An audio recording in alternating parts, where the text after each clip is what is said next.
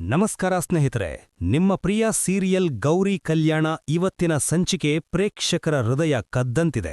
ಆರಂಭದಿಂದ ಕೊನೆವರೆಗೂ ಭಾವನೆ, ಅಹಂಕಾರ, ಪ್ರೀತಿ, ನೋವು, ಕುತೂಹಲ ಎಲ್ಲವೂ ಮಿಶ್ರಣವಾಗಿ ಒಂದು ಅದ್ಭುತ ಅನುಭವ ಕೊಡುತ್ತದೆ. ಈ ವಿಡಿಯೋ ನಿಮ್ಗಿಷ್ಟವಾದ್ರೆ ಈಗ್ಲೇ ಲೈಕ್ ಮಾಡಿ, ಚಾನಲ್ ಸಬ್ಸ್ಕ್ರೈಬ್ ಮಾಡಿ, ಬೆಲ್ ಐಕಾನ್ ಒತ್ತೋದು ಮರೆತುಬಿಡ್ಬೇಡಿ.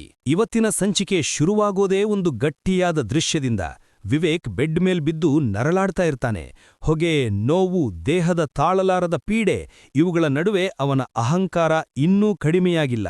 ಎದ್ದು ನಿಲ್ಲೋಕೆ ಆಗ್ತಿಲ್ಲ ಅನ್ನೋ ಸ್ಥಿತಿಯಲ್ಲಿದ್ರೂ ಸಹ ಯಾರ ಸಹಾಯ ಬೇಕು ಅನ್ನೋದನ್ನ ಒಪ್ಪಿಕೊಳ್ಳೋದಕ್ಕೆ ಅವನಿಗೆ ತುಂಬ ಕಷ್ಟ. ಈ ಸಮಯದಲ್ಲಿ ಗೌರಿ ಅವನ ಬಳಿಗೆ ಬಂದು ಸಹಾಯ ಮಾಡಲು ಮುಂದಾಗ್ತಾಳೆ.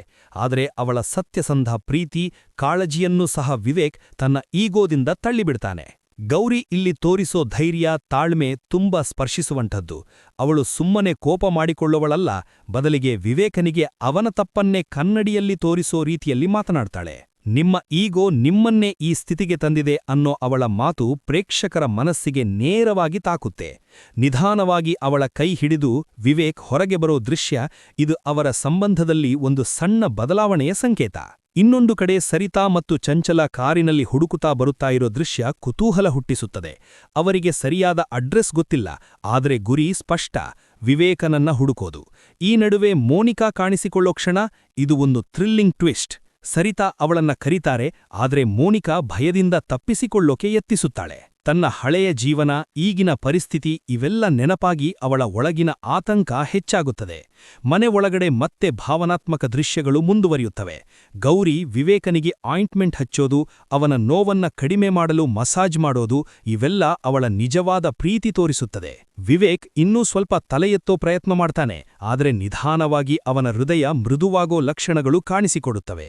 ಇವರಿಬ್ಬರ ನಡುವೆ ಆಗೋ ಚಿಕ್ಕ ಚಿಕ್ಕ ಮಾತು, ನಗು ಇವು ಪ್ರೇಕ್ಷಕರಿಗೆ ಒಂದು ಲೈಟ್ ಮೂಡ್ ಕೊಡುತ್ತವೆ. ಆದರೆ ಇದೇ ಸಮಯದಲ್ಲಿ ಕಾಂತಲಕ್ಷ್ಮಿ ಮತ್ತು ರಾಜಲಕ್ಷ್ಮಿ ನೋಡೋ ದೃಶ್ಯ ತುಂಬ ಭಾವನಾತ್ಮಕ.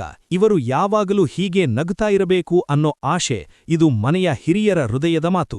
ಆದರೆ ಈ ಸಂತೋಷ ಹೆಚ್ಚು ಕಾಲ ಇರೋದಿಲ್ಲ ಅನ್ನೋ ಸೂಚನೆ ಕೂಡ ಇಲ್ಲಿ ಸಿಗುತ್ತದೆ.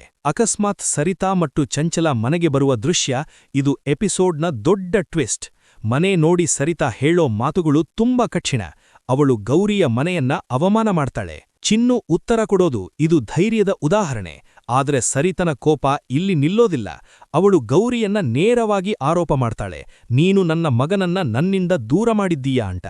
ಈ ಮಾತು ಕೇಳಿ ವಿವೇಕ್ ಕೂಡ ಒಳಗೆ ಗೊಂದಲಕ್ಕೆ ಒಳಗಾಗ್ತಾನೆ. ಅವನ ಮನಸ್ಸಿನಲ್ಲಿ ಅನುಮಾನ ಬೀಜ ಬಿತ್ತಲಾಗುತ್ತದೆ. ಆದರೆ ಕ್ಲೈಮ್ಯಾಕ್ಸ್ನಲ್ಲಿ ವಿವೇಕ್ ಹೇಳೋ ಒಂದು ಮಾತು: ನಾನು ಇಲ್ಲೇ ಇರ್ತೀನಿ. ಇದು ಎಲ್ಲರಿಗೂ ಶಾಕ್. ಸರಿತಾ ಮತ್ತು ಚಂಚಲ ಕೋಪದಿಂದ ಹೊರಟು ಹೋಗೋ ದೃಶ್ಯ ಇದು ಮುಂದಿನ ಸಂಚಿಕೆಗೆ ಭಾರೀ ಕುತೂಹಲ ಮೂಡಿಸುತ್ತದೆ. ಇದರ ಮಧ್ಯೆ ಮೋನಿಕಾದ ಕಥೆ ಮತ್ತೊಂದು ಲೆವೆಲ್ಗೆ ಹೋಗ್ತದೆ. ರಸ್ತೆ ಮೇಲೆ ಒಬ್ಬಳೇ ನಡೆಯೋದು, ಜನ ಅವಳನ್ನ ನೋಡುವ ರೀತಿ, ಅವಳ ಹಳೆಯ ಜೀವನ ನೆನಪಿಸಿಕೊಳ್ಳೋದು ಇವೆಲ್ಲ ಅವಳ ಪತನವನ್ನ ಸ್ಪಷ್ಟವಾಗಿ ತೋರಿಸುತ್ತವೆ. ಗೌರಿ ಬಗ್ಗೆ ಜನ ಮಾತನಾಡೋದು ಕೇಳಿ ಅವಳ ಅಸೂಯೆ, ಕೋಪ ಇವು ಹೆಚ್ಚಾಗುತ್ತವೆ. ಒಂದು ದಿನ ನಾನು ಗೆಲ್ಲಬೇಕು ಅನ್ನೋ ನಿರ್ಧಾರ ಅವಳ ಮುಖದಲ್ಲಿ ಕಾಣಿಸುತ್ತದೆ. ಕೊನೆಯಲ್ಲಿ ಶಾಂತವೀರರ ಮಾತು ಇದು ಎಪಿಸೋಡ್ನ ಆತ್ಮ. ಗೌರಿ ಎಷ್ಟೋ ನೋವು ಅನುಭವಿಸ್ತಾ ಇದ್ರೂ ತನ್ನ ತವರು ಮನೆಗೆ ಹೇಳದೆ ಮನಸ್ಸಲ್ಲಿ ಇಟ್ಟುಕೊಂಡಿದ್ದಾಳೆ ಅನ್ನೋದು ಗೊತ್ತಾದಾಗ ಅವರ ಕಣ್ಣೀರೇ ಪ್ರೇಕ್ಷಕರ ಕಣ್ಣಿಗೂ ಬರುತ್ತದೆ.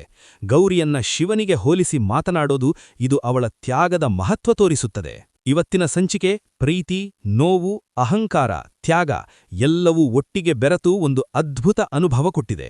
ಮುಂದಿನ ಸಂಚಿಕೆಯಲ್ಲಿ ಏನಾಗುತ್ತೆ? ವಿವೇಕ್ ನಿಜವಾಗ್ಲೂ ಗೌರಿಯನ್ನ ಅರ್ಥ ಮಾಡಿಕೊಳ್ತಾನಾ? ಮೋನಿಕಾ ಮತ್ತೆ ಯಾವ ಪ್ಲಾನ್ ಮಾಡ್ತಾಳೆ? ಸರಿತಾ ಮತ್ತೆ ಬರುವಳ?